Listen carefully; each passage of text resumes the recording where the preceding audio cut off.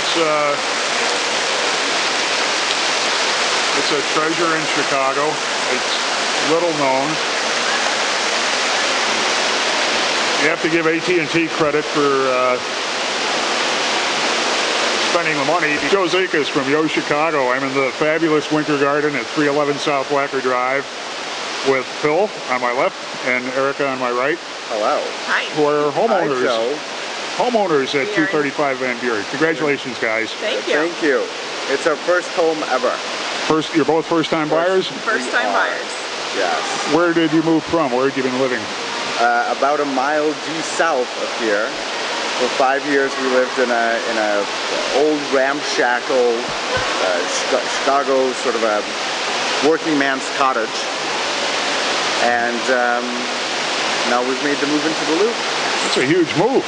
Big move into a small space, but incredibly cozy. Yes. Erika says yes. Ditto to everything he said. What prompted you to make that kind of a change in environment? Well, from the encouragement of I think our family and ourselves, we were just ready to, I guess, stop, as they say, throwing away our money, paying someone else's mortgage. You know, and we looked at a couple of places, and I think we just really felt that our unit at 235 suited us, and it ended up just being a little more expensive than what we were paying in rent and utilities at our old place. So we decided to take the leap.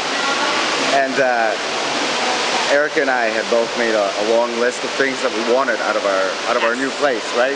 So Erika's mostly had to do with domestic comforts, like access to a washer and dryer. Washer and dryer hookup. Right, like a I don't know, a hot shower.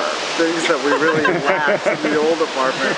Yes. And mine, as Erika will tell you, was all about living in a architecture, in a significant architectural space, and not a generic kind of a vanilla box. Yes, a beige box. So Ralph Johnson was a big factor in your decision? He was. We are huge fans of the Contemporary and Ralph's work. And through my work at the Chicago Architecture Foundation, I learned about the building when it was just under construction, and kept track of it. And eventually, through an awards ceremony that I oversee at the Chicago Architecture Foundation, it came to the table, right? It became not a winner, but an honorable mention honoree at the awards. And we thought, who was the winner? Well, interestingly, Contemporary won several years ago. Okay. I think 235 was beat out just by one vote by the Trump Tower. Also a gorgeous building. Right. So you know, we thought that this building answered both of our requirements. It had, you know, the domestic comforts that we were looking for, and also the architectural significance. So we can point to that like landmark in the sky and say, that's ours. What other neighborhoods did you look in? We looked essentially as close to the Loop as possible. I work in the Loop. Erika is in Lincoln Park. But to us, well, we've always kind of lived south of the city, so we wanted to stay in the South Loop, or maybe like the near West Loop area. Yeah.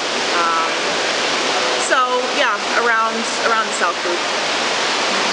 Yeah, and so you know, like transportation was important. We wanted to be on an L line, have access to the L, and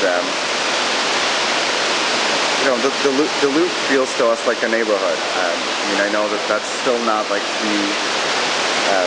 it's not the dominant view, but it feels like it to us. I mean, there are bars, there are places where we eat, there are a ton of things right around here. Exactly.